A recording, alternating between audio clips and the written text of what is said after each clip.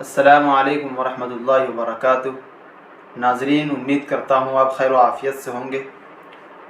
आज मैं आपके सामने बहुत ही अहम टॉपिक पे बात करने वाला हूँ, जो कि सब लोगों को सुनना बहुत ज़रूरी है और उसको जानना भी ज़रूरी है। आपको मालूम है कि आज इस दौर में दुश्मनाने इस्लाम न जाने इस्लाम के ख़िलाफ़ क्या क्या बातें कर रहे हैं, कुरान के ख़िलाफ़, इस्लाम के ख़िलाफ़ फ़िल्में बना रहे हैं। इसी तरीके से एक फ़िल्म आ रही है जिसका नाम है 72 हूरें। इसकी क्या सच्चाई है, क्या हकीकत है, क्या कुरान करीम में 72 हूरों का कोई कॉन्सेप्ट है, आज मैं आपको बताने वाला हूँ। इनका कहना ये है कि मुसलमान जो भी काम करता है, चाहे वो नमाज हो, रोज़ा हो, हज हो, ज़कात हो, जो भी काम करता है वो सब 72 हूरों के चक्कर में करता है। उनको सिर्फ 72 हूरें चाहिए, इसी वजह से ये काम करते हैं। और सबसे बड़ी बात ये है कि वो ये कहते हैं कि दहशतगर्दी जो बढ़ रही है वो सिर्फ इसी वजह से कि 72 हूरें उन्हें मिलेगी। इससे मैं आपको बता दूं, क्या कुरान में 72 हूरों का तज़किरा है या नहीं है। अच्छा, जब बात आती है 72 हूरों की कि वो वर्जन होंगी, अच्छा, इनकी निगाह सिर्फ वर्जनिटी पर रहती है और किसी चीज़ पे नहीं। कुछ उसूल है और कुछ ज़वाबित है, उसको याद रखिए कि अल्लाह तबारक व तआला ने इंसान को दुनिया में पैदा किया, उसको भेजा इसलिए कि वो अच्छे काम करे, और उसको अल्लाह ताला ने अच्छी तरगीब दी है कि अच्छे काम करोगे तो ये नेमतें मिलेंगी और ये काम करोगे तो ये मिलेगा। नेमतों का ज़िक्र अल्लाह ताला ने क्यों किया? इसलिए कि अल्लाह तबारक व तआला इंसान को मोटिवेट करना चाहता है, इंसान ताकि मोटिवेट होता रहे। और ये कॉमन बात है, इंसान यूनिवर्सिटी, कॉलेज में या मदरसे में जब पढ़ता है तो वो ये चाहता है कि हमारी आगे की ज़िंदगी अच्छी हो, वो ये चाहता है कि हमारा फ्यूचर अच्छा हो, मैं डॉक्टर बन जाऊं या इंजीनियर। सबकी ख्वाहिश होती है डॉक्टर, इंजीनियर बनने की। अगर गवर्नमेंट ये ऐलान कर दे कि नहीं, आप डॉक्टर बनो या इंजीनियर बनो, आपको पकौड़ा ही तलना है, तो इंसान क्यों पढ़ेगा? फिर उसकी ख्वाहिश क्यों रहेगी पढ़ने की? वो इंजीनियर क्यों बनेगा? वो अपना टाइम वक्त बर्बाद क्यों करेगा? अपना पैसा क्यों लगाएगा उसमें, जब उसे पकौड़ा ही तलना है? तो ये क्यों पढ़ाई करेगा? इसलिए वो पढ़ाई इसीलिए करता है कि ताकि वो उसको आगे की ज़िंदगी अच्छी हो, उसके आगे की ज़िंदगी संवर जाए। अच्छा, मैं आगे चलता हूँ। कुछ उसूल आ रहे हैं जो आपको याद रखना चाहिए, इसको सुनना भी चाहिए, जो कि बहुत ज़रूरी है कि अल्लाह तबारक व तआला ने जो अहकाम मर्दों के लिए है वो अहकाम औरतों के लिए भी है। ऐसा नहीं है कि मर्दों के लिए कुछ और है और औरतों के लिए कुछ और है। मर्दों को जन्नत में जाना है तो औरतों को भी जाना है। मर्दे जो चाहेंगे जन्नत में वो उसको मिलेगा, और जो औरतें चाहेंगी उसको भी मिलेगा। और सवाब में भी कोई फ़र्क नहीं है, जितना सवाब मर्दों को मिलना है उतना सवाब औरतों को भी मिलना है। दूसरी बात यह है कि अल्लाह ताला ने जो नेमतें ज़िक्र किए हैं, जो नेमतें बताए हैं कुरान में, वो सारे के सारे कुरान में नहीं है। सारी की सारी नेमतें कुरान में मौजूद नहीं हैं, कुछ कुरान में है और कुछ अहादीस में है। सारी की सारी नेमतें कुरान में मौजूद नहीं हैं। तीसरी बात यह है कि इंसान जन्नत में जो चाहेगा उसको मिलेगा। ऐसा नहीं होगा कि वो चाहे और ना मिले, जो चाहेगा वो उसको मिल के रहेगा।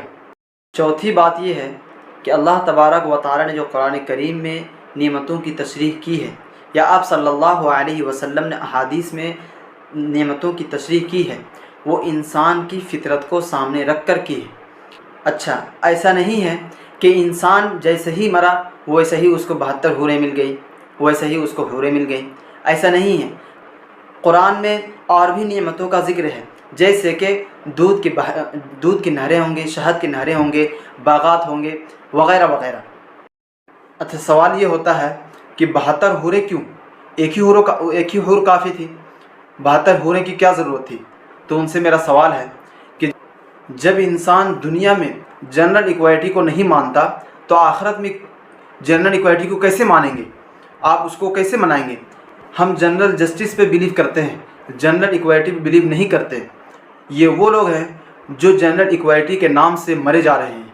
औरत की फितरत है उसका प्रेग्नेंट होना, मर्द की फितरत में नहीं है। आप कैसे मानेंगे? आप इसका मुकाबला नहीं कर सकते। अगर आपको जनरल इक्वालिटी का इतना ही शौक़ है तो मर्द प्रेग्नेंट हो जाए, क्यों नहीं होते? مرد کے خلاف ہے، یہ اس سے آپ جنگ نہیں کر سکتے، اس سے آپ مقابلہ نہیں کر سکتے۔ اور یہ بالکل جنرل جسٹس کے عین مطابق ہے کہ انسان دنیا میں 4 بیویاں رکھ سکتا ہے تو وہاں تو 400 رکھ سکتا ہے، 4000 رکھ سکتا ہے۔ اور اللہ یہ بات یاد رکھے کہ اللہ تبارک و تعالیٰ کا اعلان ہے کہ جب انسان مر جائے گا اور اس کو جنت ملے گی تو جنت میں اس کو کسی طرح کی کوئی بیماری نہیں ہوگی۔ دیکھیے بیماری 2 طرح کی ہوتی ہے، ایک جسمانی بیماری، ایک روحانی بیماری۔ جسمانی بیماری آپ جانتے ہیں کہ جیسے کہ بخار، نزلہ وغیرہ اور بہت ساری بیماریاں ہیں۔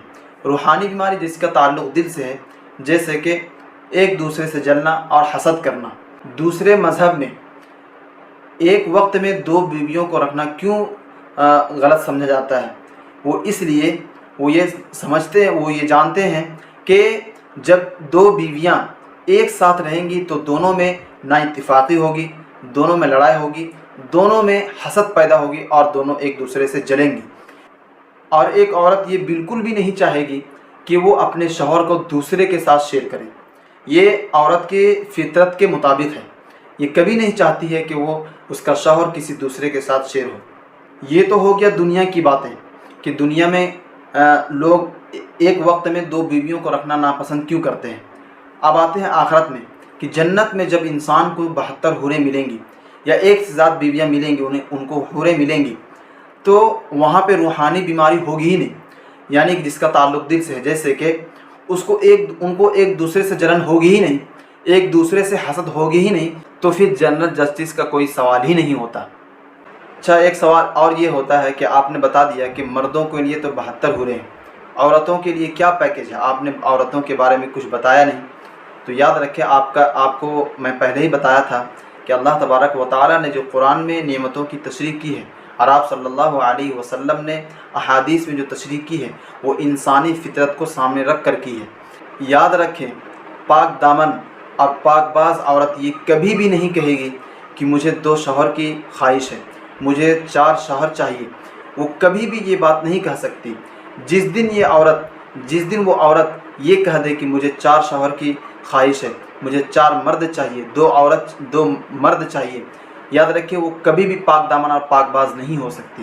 اور وہ یہ نہیں کہہ سکتی کہ ہم تو جنت اس وقت جائیں گے جب مجھے 72 مرد ملیں گے۔ تو آپ باہر ہی رہیں، ایسے بھی پاک دامن اور پاک باز کے جو پاک باز اور پاک دامن عورت نہیں ہے اس کے لیے جنت ہے ہی نہیں، تو آپ باہر ہی رہیں، آپ باہر ہی اچھی لگ رہی ہیں۔ ایک بات اور یہ کہتے ہیں نا کہ مسلمانوں کے نزدیک حوروں کا جو تذکرہ ہے، قرآن میں جو حوروں کا تذکرہ ہے وہ ان کو 72 ملیں گی، وہ بھی باکرہ ہوں گی، اس کو پانے کے لیے صرف یہ کام کرتے ہیں۔ یاد رکھیں یہ صرف جھوٹ ہے۔ ہاں قرآن کریم میں اللہ تبارک و تعالیٰ نے حوروں کا جو تذکرہ کیا ہے کہ بندوں کو ان کی بیویاں ملیں گی، ان کو 72 حوریں ملیں گی، وہ صرف پاک باز ہوں گی۔ باکرہ ہونا میرے لیے کوئی اہم نہیں، اہم صرف یہ ہے کہ وہ پاک باز ہوں گی، پاک دامن ہوں گی۔